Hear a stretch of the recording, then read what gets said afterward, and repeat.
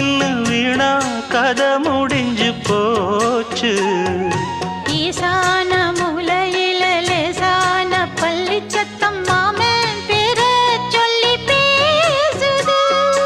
ஆறாத சோகந்தன்ன தீராம சேர்த்து வச்சு ஊரும் சேர்ந்து என்ன ஏசுது.